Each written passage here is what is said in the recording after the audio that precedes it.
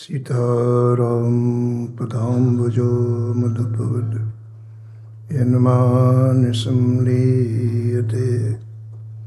सीताराम गुणावली निस्दिवा यज्जीवया पीयते।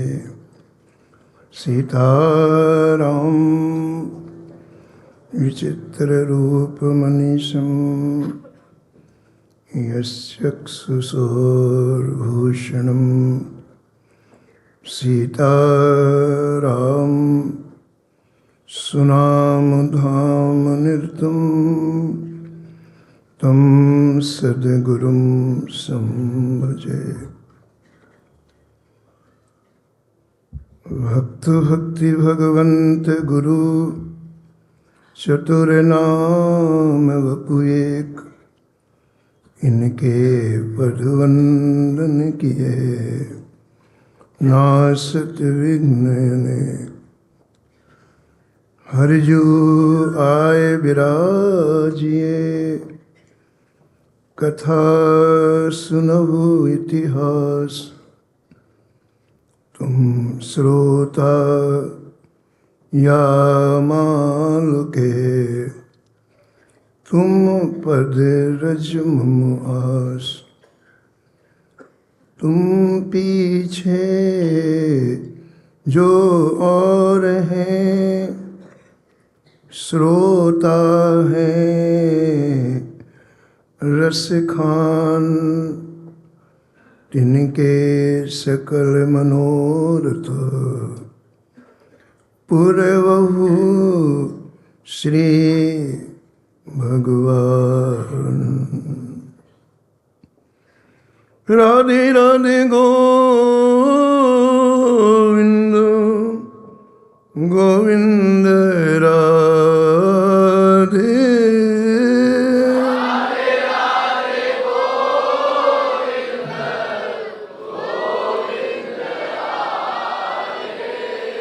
राधे राधे गोविंद गोविंद राधे।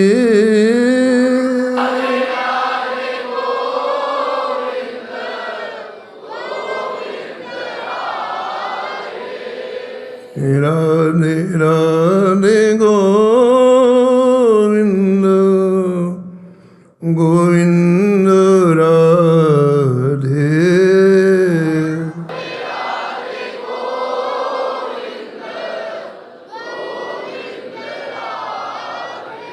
राधे राधे गोविंद गोविंद राधे।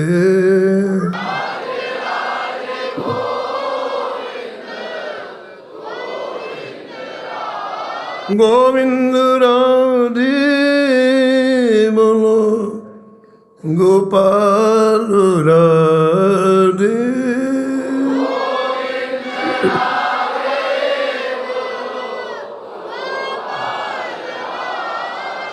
राधे राधे गोविंद गोविंद राधे।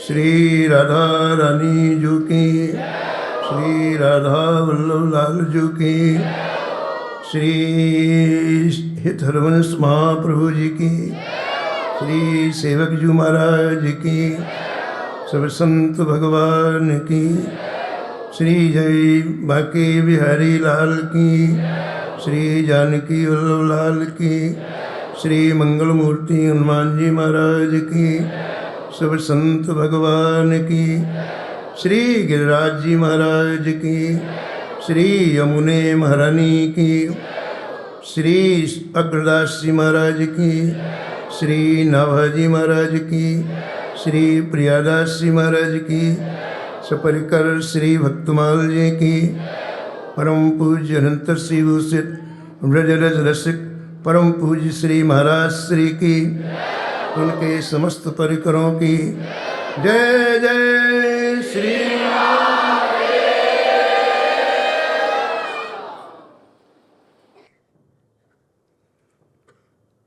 श्री राधा मोहन जी की असीम अनुकंपा से विश्व ब्रह्मांड की सर्वश्रेष्ठ स्थली श्री राम वृंदावन में परम पूज्य अनंत श्री भूषित श्री महाराज श्री की छत्र छाया में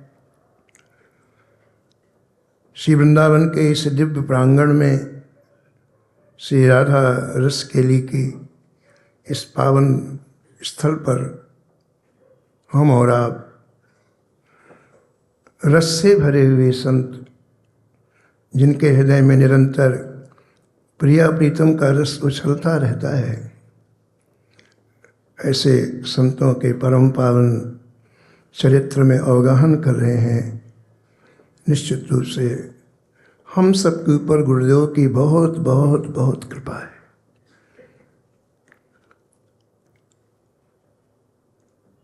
भक्तमाल में भक्ति का महत्व है। हमारे जीवन में भक्ति का महत्व समाहित हो जाए, इसके लिए भक्तमाल कथा है। ये केवल कहने सुनने की बात ना रहे, हृदय प्रांगण में अच्छी तरह से एहसास हो जाए कि बिना भक्ति के जीवन व्यर्थ है।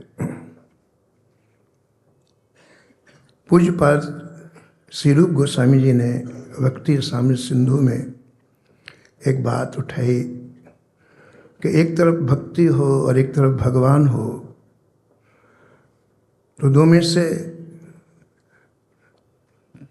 क्या ग्रहण करेंगे आप? कौन सी चीज़ सिलेक्ट करेंगे? एक तरफ भक्ति है, एक तरफ भगवान है, तो क्या लेना चाहिए? तो स्वयं उत्तर दिया श्री रूप गोस्वामी पाद ने कि भक्ति लेना चाहिए, भगवान को नहीं लेना चाहिए। पूछा गया भाई क्यों? उन्होंने कहा देखो, संसार में भी आप देखते हो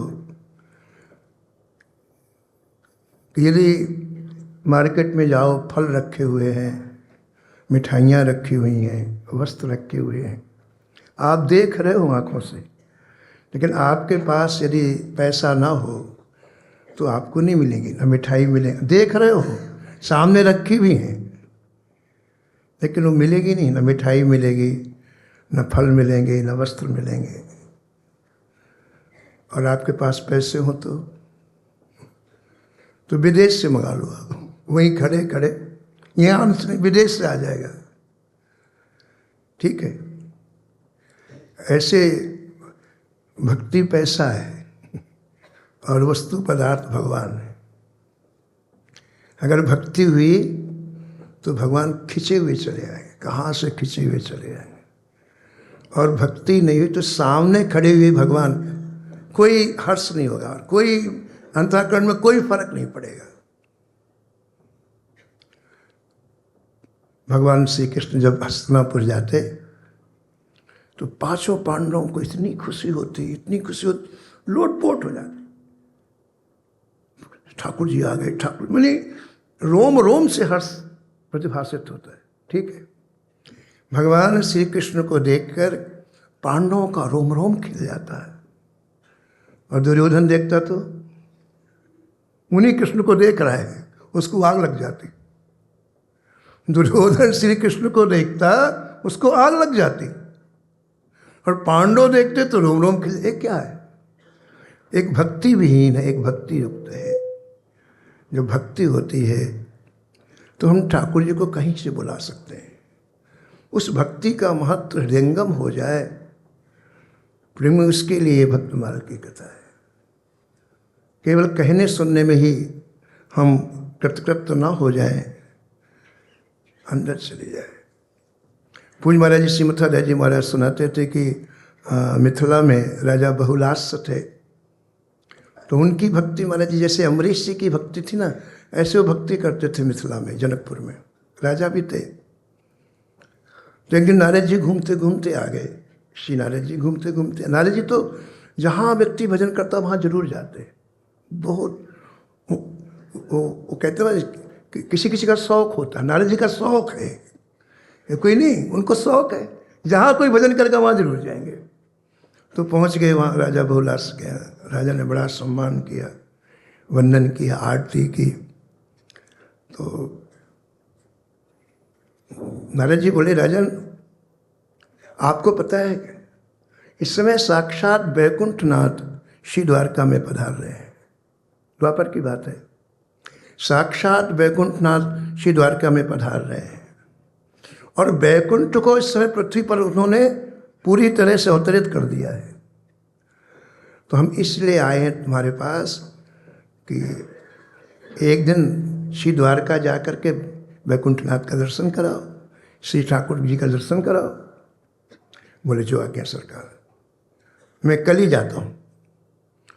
तो अपने सारथी को बुलाया, भगवान नारद जी चले गए और कहा देखो भैया कल अपने को श्री द्वारका चलना है, रथ तैयार करो, रास्ते की सामग्री या जो भी है सब रखो रथ में, कल अपन प्रातः ब्रह्म मुहूर्त में चलेंगे। तैयारी हो गई महाराज जी। अब प्रातःकाल 4 बजा तो आपके मन में आया कि ठाकुर जी को प्रणाम करके मैं जाऊँ। ठाकुर जी के पास आए तो वही उनकी जो दिनचर्या थी ना वो चालू हो गई। भूल गए कि हमको द्वारका जाना है। जैसे हमारे श्री महाराज श्री की दिनचर्या प्रारंभ हो जाती ना रात्रि में 2 बजे से, ऐसे दिनचर्या चालू हो गई। दोपहर में जब 2 बजे तो सारथी को बुलाया, देखो भैया अब क्या निकलेंगे, देर हो गई, कल चलेंगे। फिर रथ से सामान उतारा गया, फिर रात में रखा गया, कल चलना है। ऐसे महाराज जी 1 साल तक रथ तैयार हुआ और 1 साल तक रथ से सामान उतारा गया। यानी क्या क्या इन महापुरुषों की एक रुचि देखो आप कि ठाकुर जी को देखते सब भूल गए, सेवा में लग गए। ये 1 साल से चल रहा है क्रम।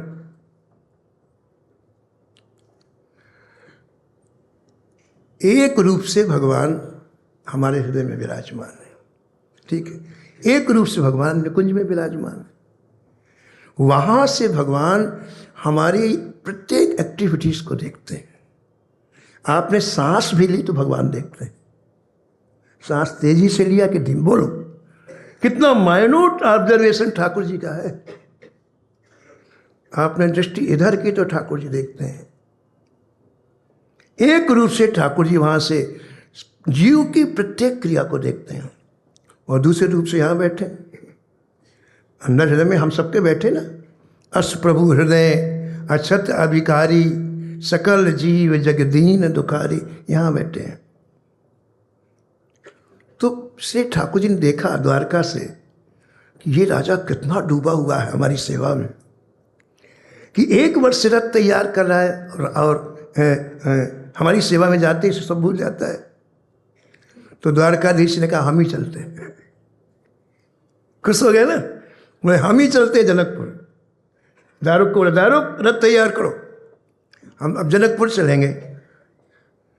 ठाकुर जी का स्वर्ण का रथ तैयार कर दिया गया और जैसे ही ठाकुर जी श्री द्वारका के महल से बाहर आए, सामने से ऋषि आ रहे थे महाराज जी, सप्तर्षि आ रहे थे। सामान्य ऋषि नहीं, बड़े बड़े ऋषि। और उन ऋषियों में महाराज जी परमहंस चूड़ामणि श्री सुखदेव जी भी थे, जिन्होंने श्रीमद् भागवत वो भी थे। तो जय जयकार किया, जय हो प्रभु की, जय हो प्रभु की। अब वो रथ में बैठने वाले थे और सीधे वहां से आ गए। भगवान ने पूछा ऋषियों कहाँ की यात्रा है? अरे बोले जय जय आपके पास आए। यात्रा क्या आपके पास आए कि ठाकुर जी के पास चल के सत्संग करेंगे? तो बोले बैठो रथ में, न तुम्हारे ऑफिस है न हमारे ऑफिस है, दूसरा कोई काम तो है नहीं, सत्संग कर रहे हैं, इन्हीं में बैठो, चलो हमारे साथ में। तो हमारी सबके सब बैठ गए, पूरे सप्तर्षि बैठ गए और ठाकुर। और ऐसा सत्संग का हमारा दौर चला। मर्जी सत्संग का भी स्तर है। जब आप इन डूबे हुए महापुरुषों के पास में बैठते हो ना तो घड़ी भाग जाती है, बोले अब मेरा काम ही नहीं है। ये घड़ी वड़ी सब भाग जाती हैं, बोले अब तो गए, उनको समय देख नहीं रही। अब पूज्य महाराज श्री का सत्संग में आपको वैसा सौभाग्य मिल जाए कि महाराज जी कहें आज बैठे रहो, जाना नहीं, फिर क्या बात, मौज हो गई। तो घड़ी देखोगे क्या? नहीं देखोगे ना। कब पहुंच गए जनकपुर नहीं पता उनको महाराज जी। ऐसा रथ में सत्संग चला, कब जनकपुर पहुंच गए नहीं पता। जो जनकपुर में जय हो किया, अरे जनकपुर आ गए। तो भगवान उतरे, बोले भाई बाहर अमराई में ठहरेंगे। एकाएक बिना सूचना के नहीं जाते हैं, बाहर अमराई में सब लोग ठहर गए। लेकिन राजा बहुलास के गुप्तचर इतने तेज, तुरंत सूचना मिल गई, श्री द्वारका से श्री ठाकुर जी आए। ओ सुनते ही महाराज राजा हजारों ब्राह्मणों को इकट्ठा किया, मांगलिक पदार्थ अगवानी करने के लिए, स्वस्ति वाचन करते हुए, पुष्पवृष्टि करते हुए बाहर अमराई में आए। और वहीं जनकपुर में एक गरीब ब्राह्मण था जिसका नाम श्रुतिदेव था। उसको भगवान के चरणों में प्रेम था, लेकिन भिक्षा मांग करके जीवन यापन करता था। उसको पता चला कि ठाकुर जी आए हैं, वो भी भागता हुआ आया। दोनों आए और दोनों एक साथ ठाकुर जी के पास पहुँचे। राजा ने साष्टांग दंडवत प्रणाम किया और श्रुतिदेव ने भी प्रणाम किया। राजा ने प्रार्थना की, जय जय आपके श्री चरण कमल कुटिया में पड़ जाए, आपके चरणों की रज पड़ जाए तो मैं पवित्र हो जाऊं, मैं पावन हो जाऊं। उस ब्राह्मण ने भी कहा। उसके कमर में केवल एक मलज गमछा था बस। वो तो भिक्षा मांग के, और कोई व्यवस्था नाम की कोई चीज़ नहीं, लेकिन प्रेम था। बोले जय जय इस गरीब की कुटिया में भी चला जाए। अब एक तरफ राजा, एक तरफ वो गरीब ब्राह्मण। ठाकुर जी ने विचार किया, यदि गरीब ब्राह्मण के यहाँ चलेंगे तो राजा समझेगा कि हम लोग रजोगुणी होते हैं, अच्छा अच्छी चीज़ खाना पीना है, इसलिए हमारे पास नहीं आ रहे हैं। और राजा के यहाँ जाएंगे तो ये ब्राह्मण सोचेगा कि हम गरीबों के यहाँ ठाकुर जी को आएंगे, बड़े बड़ों के ठाकुर जी। तो विचार करने लग गए क्या करना चाहिए। भगवान किसी को दुखी करते ही नहीं। तो भगवान ने कहा कि ऋषियों हम लोग दो सेट हो जाते हैं, तुम भी एक एक रूप और बनाओ, हम भी एक रूप बना लेते। क्या लगता है ठाकुर को लगता है क्या, बताओ। अमित रूप प्रगटे तेहि काला, अमित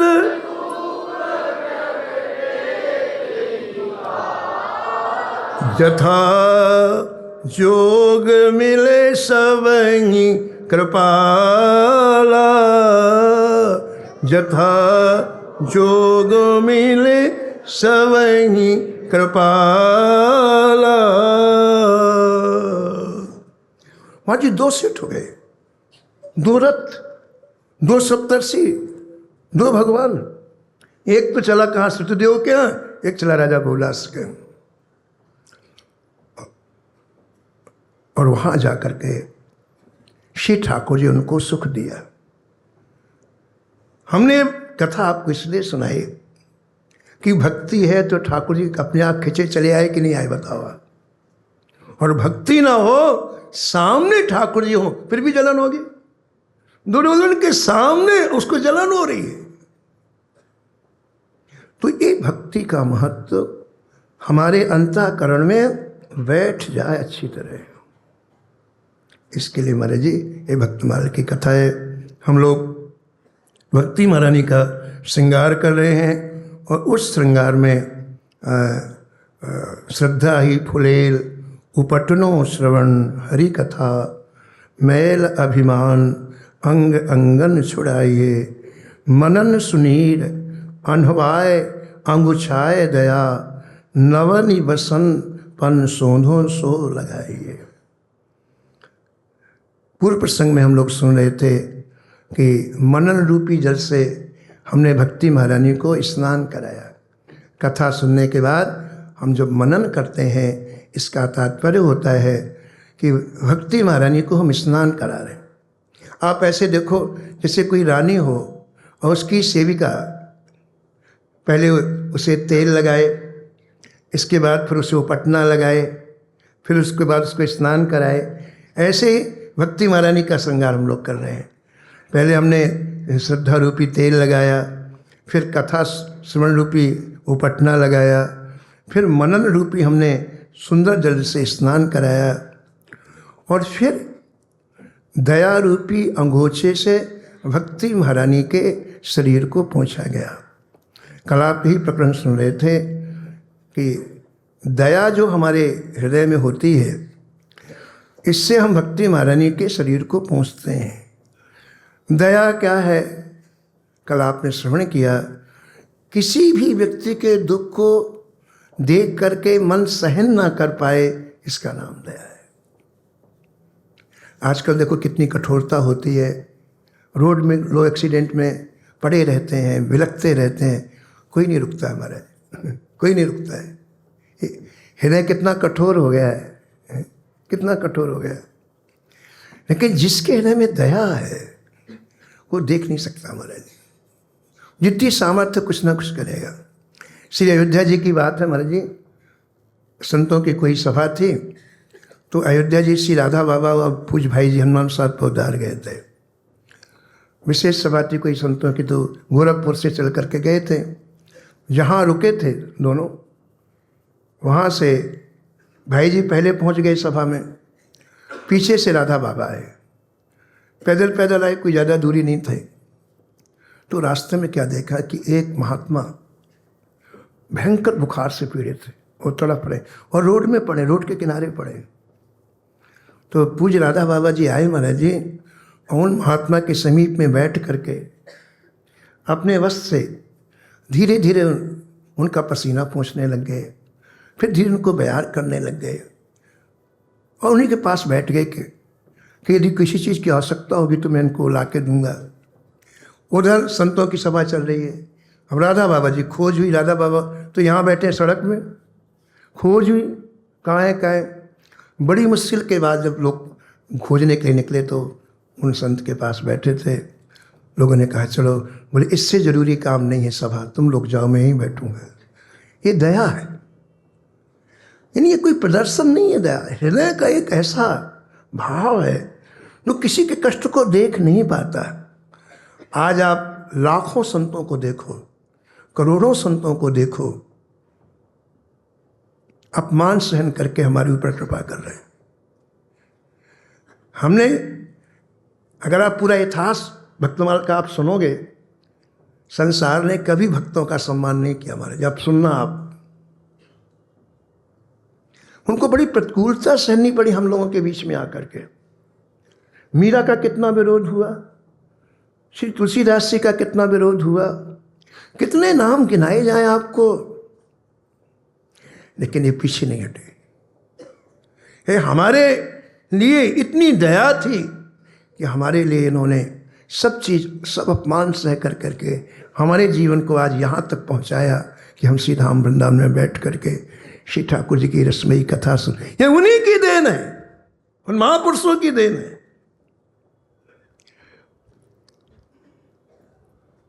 तो श्री भक्ति महारानी के श्रृंगार में दया अंगुच्छ है। श्री रामानुजाचार्य जी महाराज जो आचार्य हैं, प्रारंभ में आचार्यों का वर्णन है, उनका एक विशेष प्रसंग यहाँ सुनाया जाता है दया के ऊपर। मूल छप्पे में नाभाजी महाराज ने लिखा है, सहस आस उपदेश करे जगत उदाहरण जतन कियो, गोपुर है आरूढ़ उच्च स्वर मंत्र उचारो, सूते नर परे जाग 72 श्रवणन धार्यो। जितने ही गुरुदेव पदत भई न्यारी न्यारी, कुरुतारक सिख प्रथम भक्ति वपु मंगलकारी, कृपणपाल करुणा समुद्र श्री रामानुज सम नहीं बियो, सहस आस उपदेश कर जगत उदाहरण यत्न कियो। वैकुंठ का पवित्र प्रांगण, वैकुंठ के पवित्र प्रांगण में दिव्य सिंहासन में भगवान नारायण और लक्ष्मी विराजमान है। भगवान नारायण अत्यंत उदास हैं। लक्ष्मी जी ने कहा, जय जय, हमेशा आप प्रसन्न रहते हैं, आज क्या कारण है कि आज आप के चेहरे में उदासी दिखाई पड़ रही है। भगवान नारायण बोले कि देवी, मैं जब ऊपर से नीचे की तरफ देखता हूँ, पृथ्वी में देखता हूँ तो मुझे बहुत दुख होता है। दुख इस बात का होता है कि मैंने मनुष्य जीवन दिया कि भजन करके लोग मेरे धाम में आएंगे, लेकिन सब नास्तिक हो रहे, सब नास्तिक हो रहे हैं। किसी को एहसास ही नहीं हो रहा है कि भजन की आवश्यकता है। और जब आवश्यकता की महसूस नहीं होगी तो करेगा क्यों व्यक्ति? पहले आवश्यकता महसूस होती तब कोई क्रिया की जाती है, ठीक है कि नहीं? हमें प्यास लगेगी तो पानी खोजेंगे, तो प्यास नहीं तो पानी कैसे खोजेंगे? हमें भूख लगेगी तो भोजन कैसे कोई? आवश्यकता आविष्कार की जननी है, ऐसा आज के साहित्यकार कहते हैं। आपको आवश्यकता होगी तो आप कोई ना कोई आविष्कार करेंगे। भजन की आवश्यकता महसूस हो रहा है, बहुत जरूरी है। जरूरी नहीं है, बहुत जरूरी है। ऐसे ही जन्म समूह सिराने, महाराज जी बिना भजन की आवश्यकता के करोड़ों जन्म निकल गए। ऐसे ही जन्म समूह सिराने, प्राणनाथ रघुनाथ से तज प्रभु सेवत चरण बिराने। प्राणनाथ को भूल गए। जो प्राणों, कितनी बड़ी विडंबना है, कितना सीरियस काम है कि जो प्राणनाथ, जो प्राणों के नाथ, उनको बुला दिया हमने इन तुच्छ चीजों के लिए। सेवत चरण बिराने, नश्वर पदार्थों के लिए हमने प्राणनाथ को बुला दिया। कल्याण का एक अंक था महाराज जी, बहुत बहुत पुराना, कम से कम 50 वर्ष पहले का होगा। उसमें छोटा सा एक लेख लिखा था कि गांव के 2 मित्र थे, तो साथ साथ पढ़े और बड़े हुए 5-6 साल की अवस्था से। उसमें से एक मित्र जब बड़ा हुआ तो गांव में किसानी करने लगा, खेती वगैरह करने लग गया। और दूसरा मित्र महाराज जी बड़ा हुआ तो वहाँ से गांव से भाग करके बम्बई आ गया। और बम्बई में धीरे धीरे महाराज पहले ठेला लगाया, फिर कुछ किया, फिर कुछ किया, कुछ किया, कुछ किया, और 10 साल में महाराज जी वो फैक्ट्री मालिक बन गया। फैक्ट्री मालिक बन गया। अब हर चीज़ बढ़ती, फैक्ट्री से दूसरी फैक्ट्री बनी, उसको तो हमारी 1000 फैक्ट्री हो गई। तो एक दिन उसको याद आई अपने मित्र की कि यार अपने साथ गांव में जो पढ़ता था, एक बार उसको बुलाया जाए। तो वहाँ पहले टेलीग्राम चलते थे, उसने टेलीग्राम किया कि भाई बहुत दिन से हम लोग मिले नहीं, इसलिए एक बार तुम बम्बई आ जाओ, मिलने की मेरी बड़ी इच्छा है। तो वो किसान जो था ना मित्र उसका, उसने सोचा चलो एक याद किया तो चलना चाहिए। तो बेचारे गांव से, अब वो तो किसानी करता था, गेहूँ बेच के किराए का पैसा इकट्ठा किया और बम्बई के लिए चल दिया। मुंबई गया तो उसको लेने के लिए स्टेशन में गाड़ी आई, और जब उसकी कोठी में पहुंचा तो देखा मेरे हजारों नौकर काम कर रहे हैं, बड़ा चकमक चारों तरफ। तो हंसते हुए मित्र ने कहा, मित्र देखो मैं कहाँ चला गया, तुम कहाँ चले गए? हम दोनों साथ साथ में पड़े, तुम केवल 200 बोरे गेहूं में ही उलझ गए। अरे कितना होता है खेती में, और मुझे देखो आप, मेरी कितनी फैक्ट्रियां हैं, कितने लोग काम करते हैं, कितनी बिल्डिंगें बनी हुई हैं। तो मित्र मुझे ऐसा लगता है कि तुमसे ज़्यादा मूर्ख व्यक्ति कोई पृथ्वी में नहीं है। वो बोला, जो धनवान मित्र था वो अपने गांव वाले मित्र को बोला कि तुम वहीं के वहीं रह आए, खेत के आगे नहीं बढ़ पाए, तो मुझे ऐसा लगता है कि तुमसे मूर्ख व्यक्ति कोई है नहीं। ठीक है, एक काम करो, ये मैं तुमको छोटा सा डंडा दे रहा हूँ, इसको तुम अपने पास रखना, और तुमसे कोई ज़्यादा मूर्ख मिले उसको दे देना। अब वो सीधे साधे ले लिया डंडा उसने, महाराज जी उसको बुरा नहीं लगा। जिसको अभिमान नहीं होता उसको बुरा नहीं लगता। मैं केवल अभिमान वालों को ही बुरा लगता है। जिसको अभिमान नहीं हो उसको माला पहनाए कि नहीं, लेकिन जिसको अभिमान हो तुरंत चला जाएगा, हमको माला नहीं पहनाई। देख लो आप, उसको नहीं फर्क पड़ता, पहनाया तो ठीक है, वो अपनी बस्ती में, तो उसको बुरा नहीं लगा। 4-5 दिन रहा, फिर वापस आ गया। और समय इतनी तेजी से जा रहा है जी, 1 महीने के बाद दोबारा टेलीग्राम आया कि मैं अंतिम श्वासें ले रहा हूँ, मित्र एक बार आके मिल जाओ। अब मेरे जीवन का ठीक डॉक्टरों ने कह दिया कि आप 1-2 दिन के मेहमान हो, तो मेरी तुमसे बड़ी प्रीता एक बार मिल। फिर बेचारा दोबारा गया। अस्पताल में भर्ती था, कई तरह की नलियाँ लगी हुई थी और बड़ा दुखी था। ये मित्र गया तो आँख से देखा तो थोड़ी उसको प्रसन्नता हुई, बैठने का इशारा किया, बैठ। तो गाँव वाले मित्र ने कहा क्या समाचार? बोली बस अंतिम समय है, अब जाने की बात है, अब तो यात्रा की बात है। तो उसने क्या कहा गाँव वाले ने, मित्र तुम जहाँ जा रहे हो ये सब ले जाओगे क्या? देखो सीधा साधा था ना, ये 1000 फैक्ट्री हैं, 5000 नौकर हैं, ये सब सोना चांदी ये सब ले जाओगे? अरे उसने कहा कोई चीज़ साथ में थोड़ी जाती है, तुम कैसे हो, ये चीज़ साथ में नहीं जाती है। तो मैं थैले से डंडा निकाला, बोले लो। याद आया आपको? थैले से डबल लो। बोले क्यों? बोले तुमसे महामूर्ख कोई नहीं होगा, जो चीज जाती नहीं उसमें जीवन लगा दिया, जो चीज पूरा जीवन उसमें लगा दिया, और जो चीज जानी है उसको छोड़ दिया तुमने। महाराज जी उस समय उसका विवेक जागृत हो गया।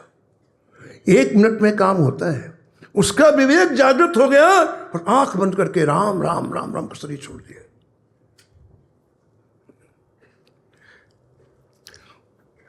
ऐसे ही जन्म समूह सिराने, ऐसे ही जन्म प्राणनाथ रघुनाथ से तज प्रभु, प्राणनाथ सेवत चरण बिराने,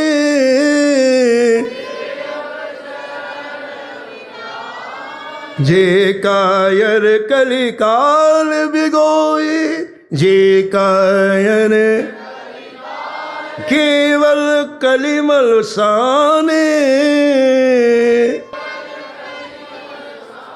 सुखत बदन प्रशंसत तिन कहा, सुखत बदन प्रशंसत तिन कहा, हरिते अधिक ही माने, हरिते। इस रोग को निकालना है, ये रोग है, बड़ा पुराना रोग है। पुराने रोग को गदरोग बोलते हैं वैद्य लोग। ये पुरानी बीमारी है। हरि से अधिक इन लोगों को मान लिया, जो नश्वर है, जो नष्ट होने वाली चीजें, इसी के लिए भक्तमाल सुनी जाती है। इस रोग को दूर करने के लिए भक्तमाल सुनी। तो लक्ष्मी नारायण विराजे थे सिंहासन में, और लक्ष्मी जी ने कहा कि जय जय मैंने कभी आपको उदास नहीं देखा, आज बहुत उदास हैं। तो भगवान ने कहा लक्ष्मी जी मैं ऊपर से जब नीचे संसार को देखता हूँ, संसार के प्राणियों को देखता हूँ, तो मुझे बहुत कष्ट होता है कि ये सब के सब नास्तिक हैं, कोई मेरा भजन नहीं करता है। इनकी दुर्दशा देख के मैं चिंतित। और प्रेमियों एक कान खोल के सुन लो, आप कान खोल के। राम राम राम जी हैं, जोलो तू ना जपी है, तोलो तू कहूँ जाए तू ताप तपी है। जब तक तू भजन नहीं करेगा, चाहे आकाश के ऊपर चला जा, चाहे पाताल में चला जा, सृष्टि में कहीं चला जा, महाराज अंदर की भट्टी निरंतर तुम्हें जलाती रहेगी। त्यों ताप तप सुरसर तीर बिन नीर दुख पाई है। गंगा के किनारे प्यासा मरना पड़ेगा यदि तुमने भजन नहीं किया। सुरसर तीर बिन नीर दुख पाई है, सुर तरु तरे तो ही धारित सताई है। कड़ू वृक्ष के नीचे अभावग्रस्त जीवन व्यतीत करना पड़ेगा यदि तूने भजन नहीं किया। जागत बागत सपने ना सुख, सुख का ख्वाब देख रहे हो, दुख के सागर में जा रहे हो, सुख का कैसी विडंबना है। ये अनुभूत वाणी है गोस्वामी जी की। जागत बागत सपने ना सुख सोई है, जन्म जन्म जुग जुग जग रोई है। बिना भजन के जब भी जन्म लेगा तू, चाहे सतयुग में जन्म ले, चाहे त्रेता में ले, चाहे द्वापर में ले, कलयुग की तो कोई बात ही नहीं है, रोना पड़ेगा। दुखों से कोई निकाल नहीं सकता, कोई माई का लाल पैदा नहीं हुआ बिना भजन के जो दुख के सागर से आपको निकाल दे। इसलिए दुखी होगा तू। जागत भागत सपने ना सुख सोई है, जन्म जन्म जुग जुग जग रोई है, छूटबे के जतन विशेष बांधो जायोगो। भजन के सिवा दुख से छुटकारा पाने के लिए जितने उपाय करेगा उतना फंसता चलेगा। मानिए दलदल में व्यक्ति जब खड़ा होता है ना तो नीचे जाता है।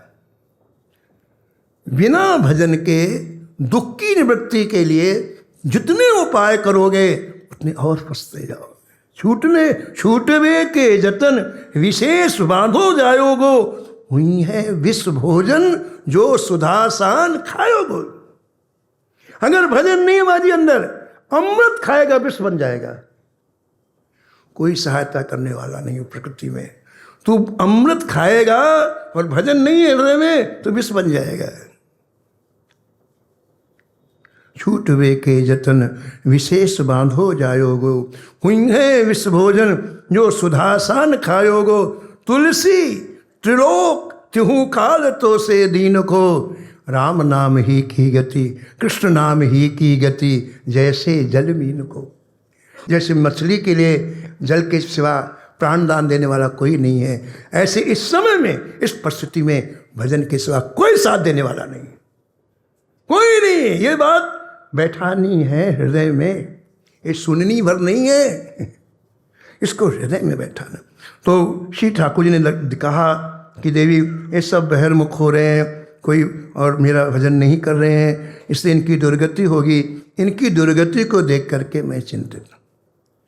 तो भगवान ऐसे सिंहासन पर बैठे, लक्ष्मी नारायण, पीछे शेष जी थे। शेष जी ऐसे फणों की छाया किए हुए थे।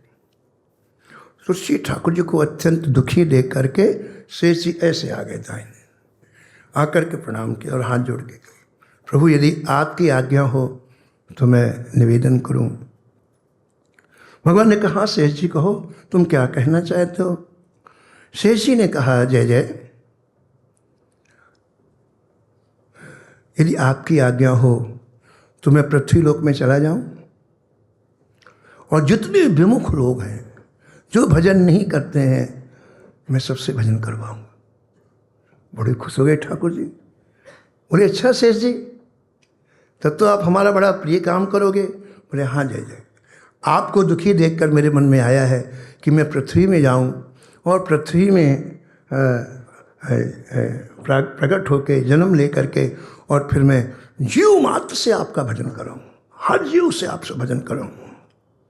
भगवान ने कहा बिल्कुल ठीक है, आप जल्दी चाहो। तो शेष जी ने कहा, श्री महाराज जी कहते थे मथुरा दास जी महाराज, शेष जी ने कहा सरकार हमारी एक दो बातें भी और सुन ली जाएं जाने के पहले। बोले हाँ सुनाओ सुनाओ। शेष जी ने कहा सरकार ही सबसे खास बात तो ये है कि मैं जिसका हाथ पकड़ के आपके चरणों में डाल दूँ फिर उसकी फाइल मत देखना आप, किसने ये किया वो किया, लिख के दो आप, लिख के साइन भी बनाओ।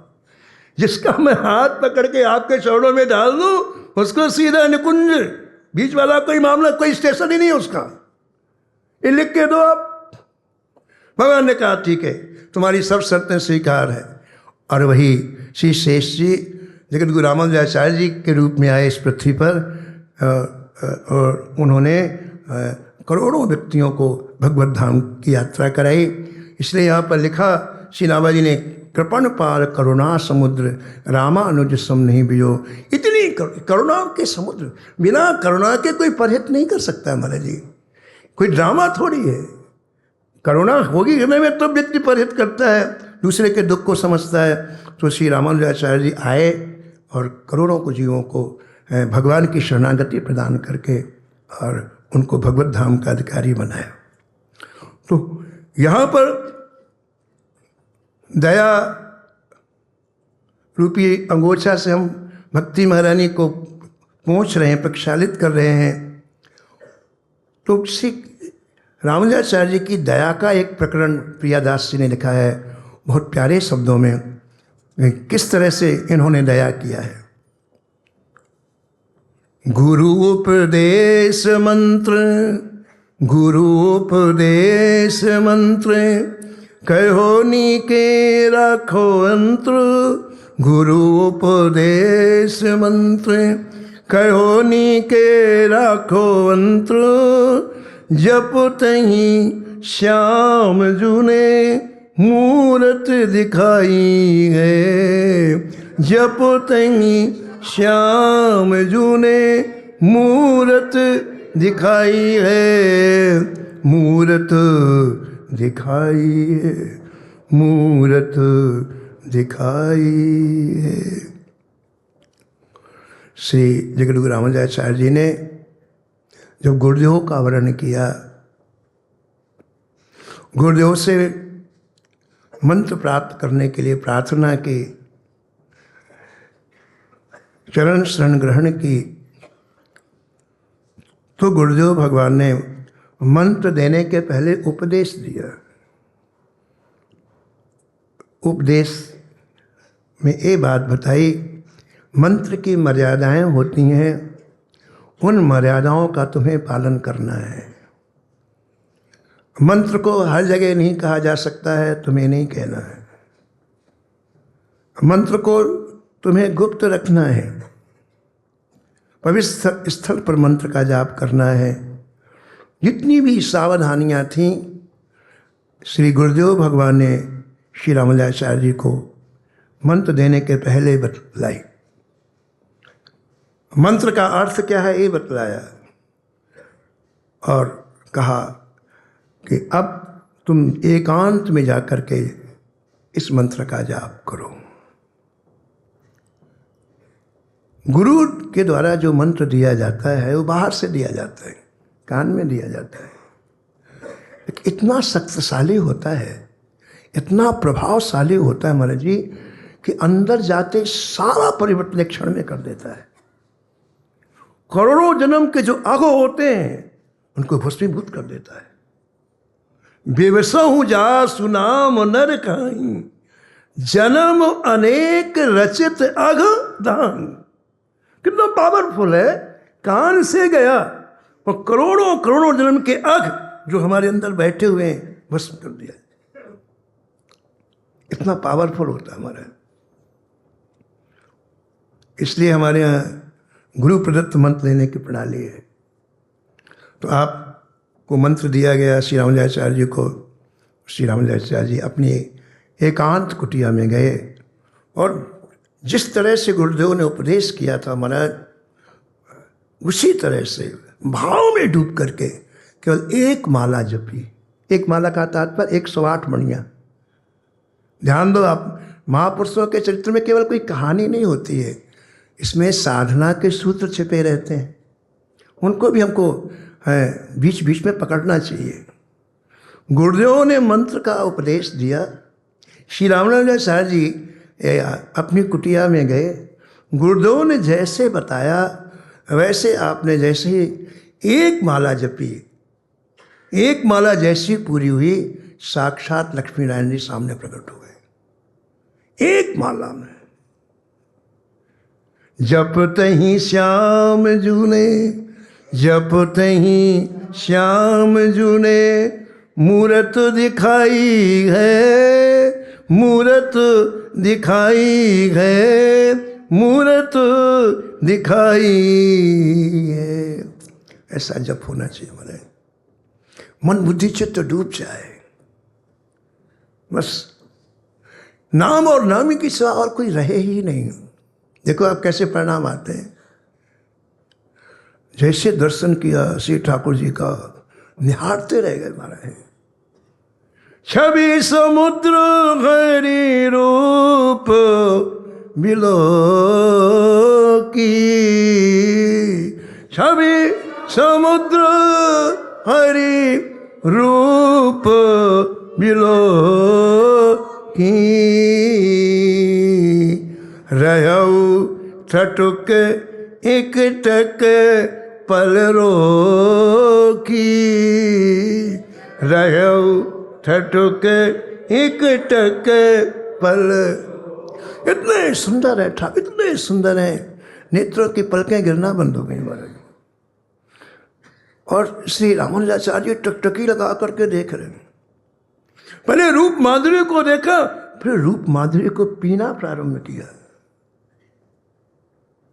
सादर चित वही रूप अनूपा,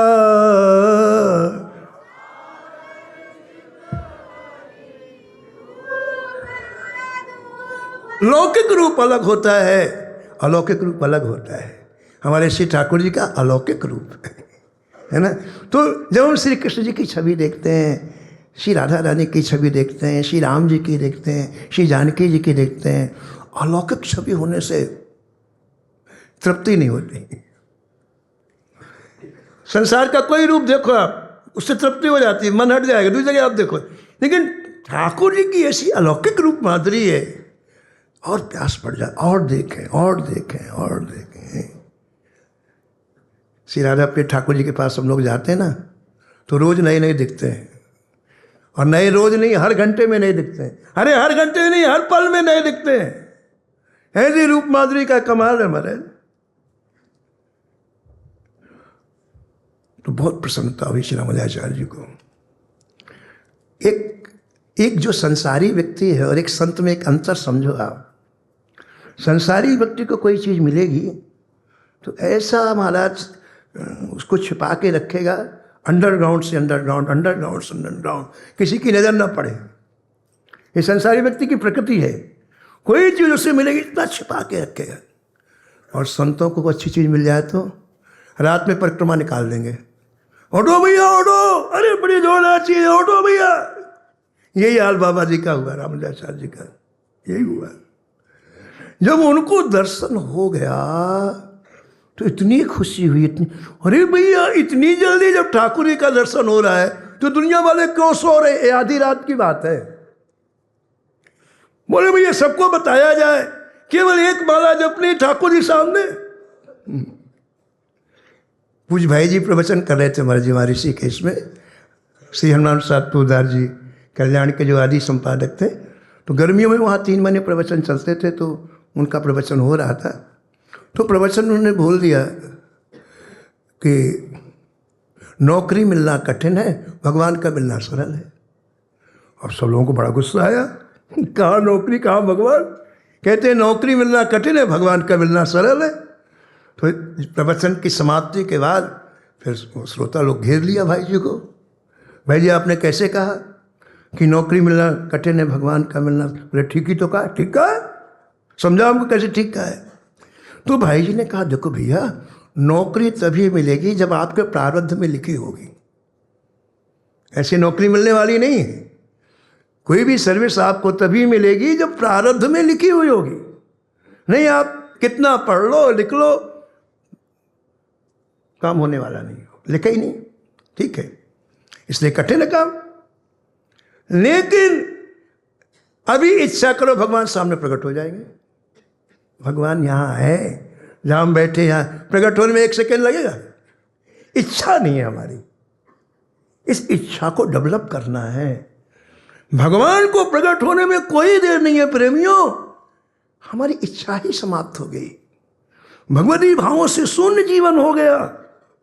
भाई जी ने कहा तुम इच्छा करो, भगवान अभी प्रकट हो जाए। नौकरी नहीं मिलेगी 20 साल तक, क्योंकि प्रारब्ध में नहीं है, लेकिन इच्छा से भगवान मिलते हैं। प्रभु व्यापक सर्वत्र समाना, प्रेम से प्रकट होई मैं जाना। अभी प्रकट हो जाएंगे ठाकुर जी। तो श्री रामानुजाचार्य जी को लगा कि इतनी जल्दी ठाकुर जी प्रकट होते हैं, ये पूरी दुनिया सो रही, भैया सबको बता दो। तो महाराज जी कुटिया से निकले। उस जमाने माइक नहीं थे महाराज जी, तो बहुत दूर तक बोलना हो ना तो ऊंचे में चढ़ के बोला जाता, ओ भाई और सुनो ऐसा। तो मंदिर के ऊपर गोपुर होता है, गोपुर में चढ़ गए रामानुजाचार्य जी, और वहां से तेज से बोले।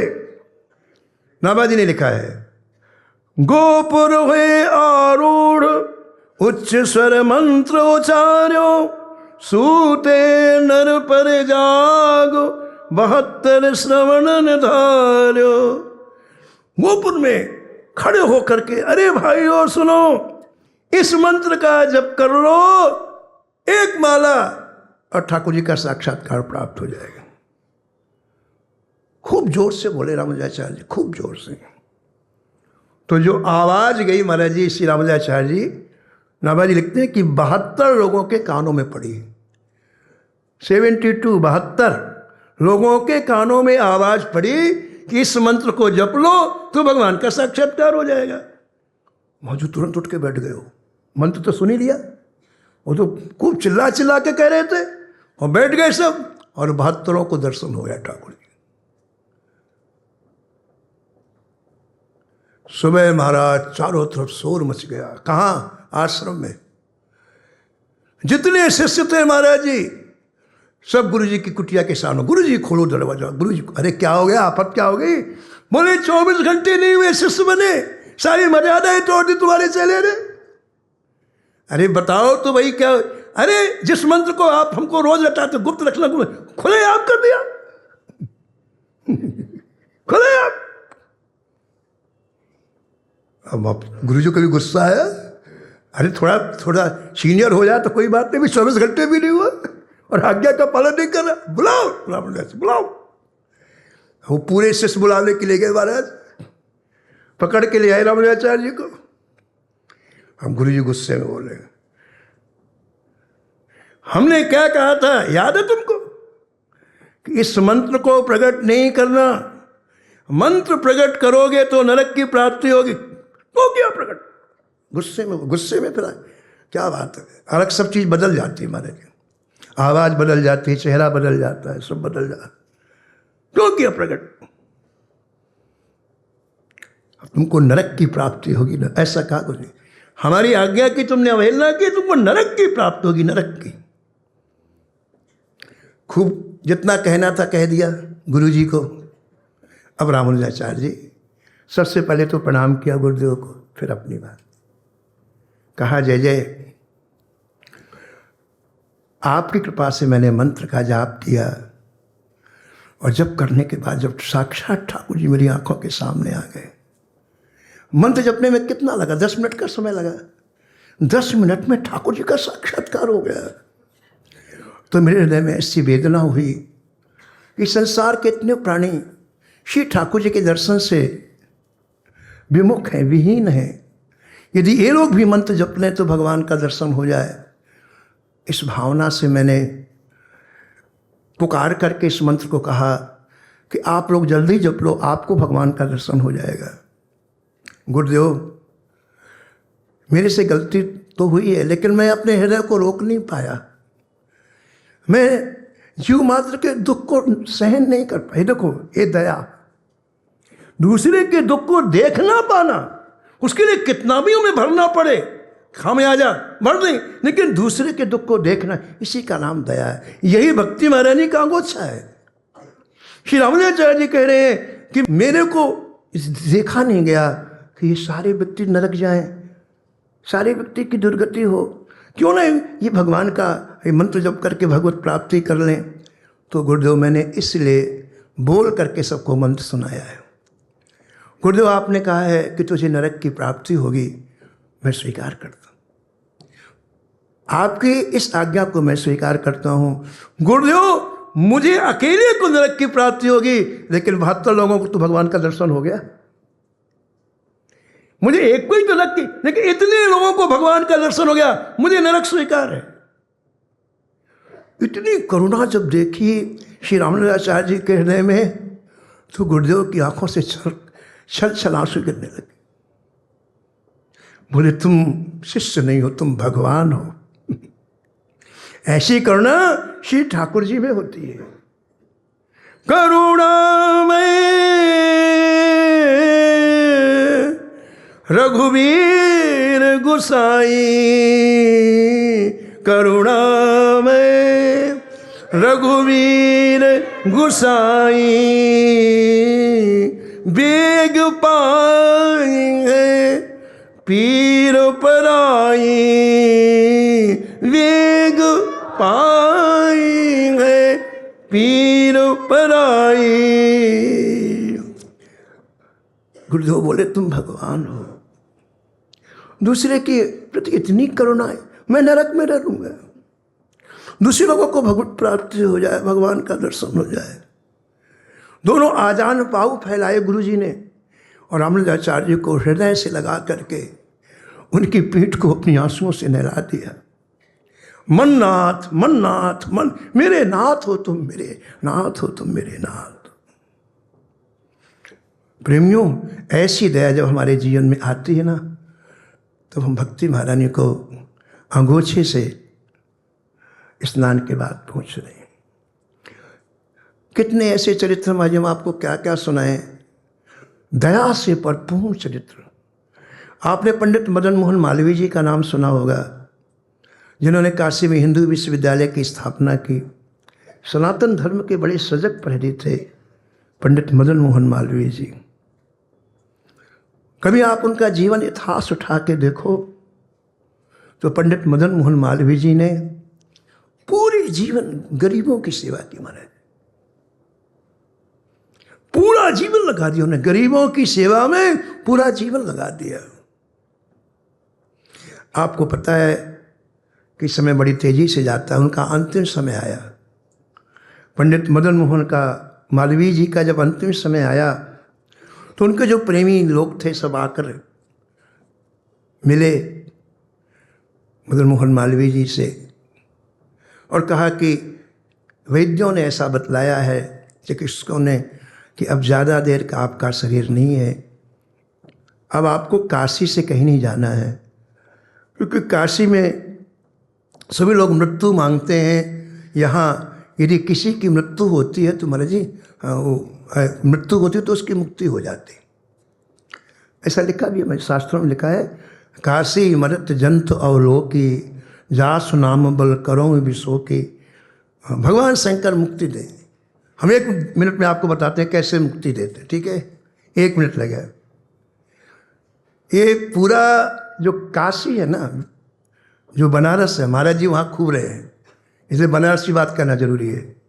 महाराज जी रहे ना, इसलिए महाराज जी का संबंध है, बनारस को याद कर लेते अपन लोग। तो पूरा जो बनारस है ना महाराज जी, ये शंकर जी का शरीर है, ठीक है? जैसे पूरा ये वृंदावन है श्री कृष्ण का शरीर है, ऐसा मत समझना आप।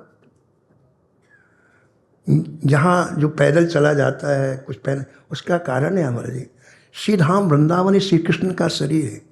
श्री धाम वृंदावन में जब आप कोई सेवा करते हो वो सीधे श्री कृष्ण की सेवा है। श्री कृष्ण, कहीं कोने में झाड़ू लगा दो आप, कहीं थोड़ा सा कचरा उठा दो आप, ये सेवा सीधी ठाकुर जी तक पहुँचती है। सुदामा कुट्टी वाले पूज बड़े महाराज जी जिन्होंने सुदामा कुट्टी की स्थापना की, उनकी एक बात महाराज जी मैं बताता हूँ।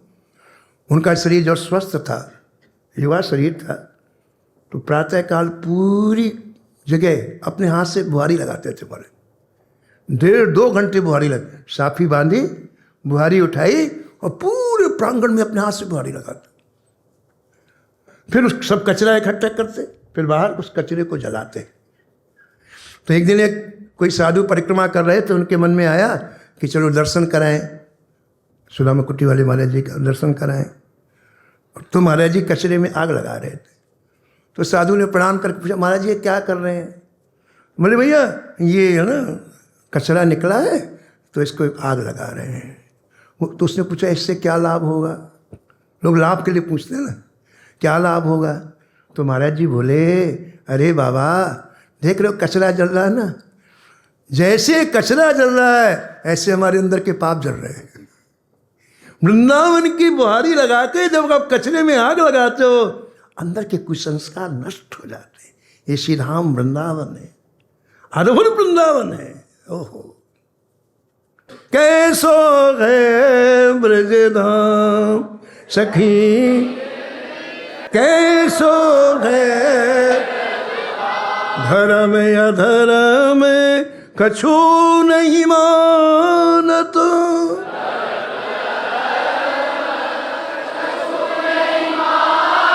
धर्म अधर्म कछु नहीं मानत,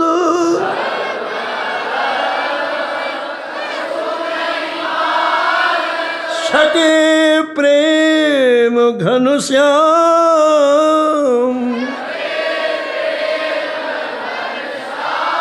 सके प्रेम घन श्याम,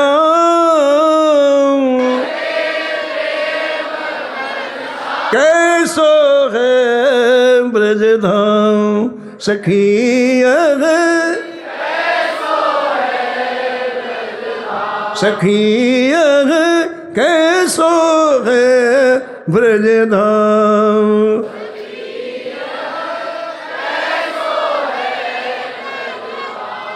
सुख सनकादिक अरु ब्रह्मादिक,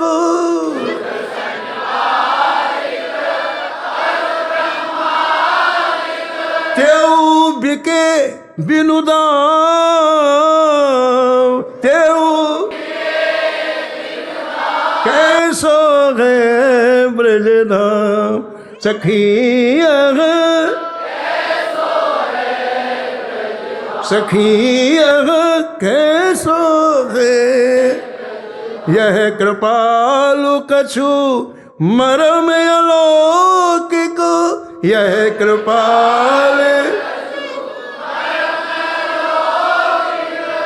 जहाँ मन बुद्धि विश्राम, जहाँ मन बुद्धि कैसो है ब्रज धाम सखिया कैसो है ब्रज धाम।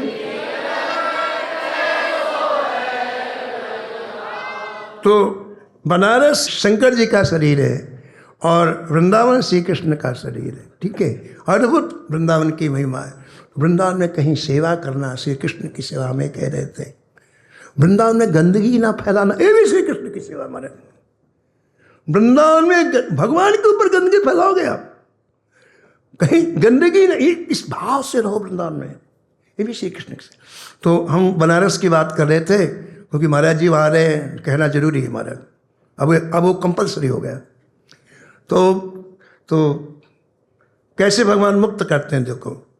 जब किसी भी जीवात्मा की मृत्यु होती हो, कोई भी हो, कीट हो, पतंग हो, पशु हो, पक्षी हो, मनुष्य, केवल मनुष्य मत, कोई भी, सबको मुक्ति देते हैं शंकर जी।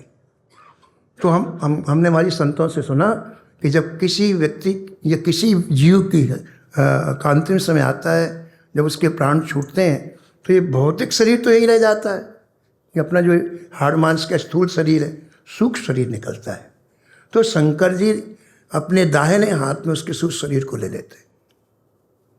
काशी में किसी की मृत्यु होगी तो भगवान शंकर दाहिने हाथ में उसके सूक्ष्म शरीर को ऐसा ले लेते, ठीक है। इसके बाद उस सूक्ष्म शरीर से कहते हैं राम कहो, राम राम ऐसा कहते हैं। अब देखो हालत कितनी खराब है हम लोगों की।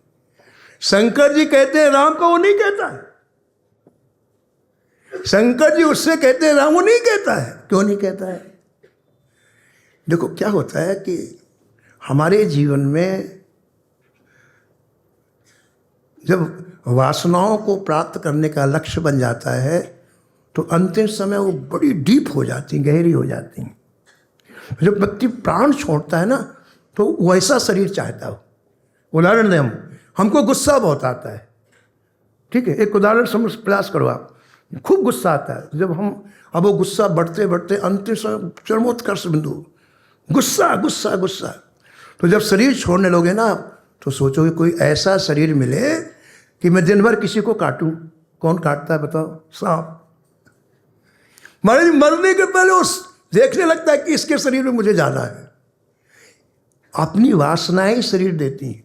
ये जो 84 लाख योनियां है ना, ये हमारी वासनाओं के हिसाब से अलग अलग प्रकार की हैं। वो हमारी प्रकृति के अनुसार हम शरीर चाहते हैं। तो शंकर जी उससे बोलते हैं राम, वो नहीं बोलता है, वो जल्दी से शरीर में जाना चाहता है। अब शंकर जी परेशान, ये राम नहीं बोलेगा तो मुक्त नहीं होगा।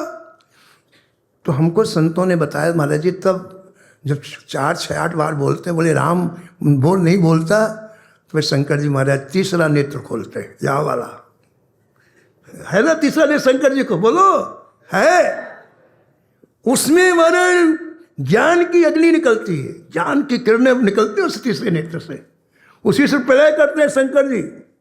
जब ये खोलते हैं तो 2 मिनट में सब, उसी को खोलते हैं उस जीवात्मा के ऊपर महाराज जी।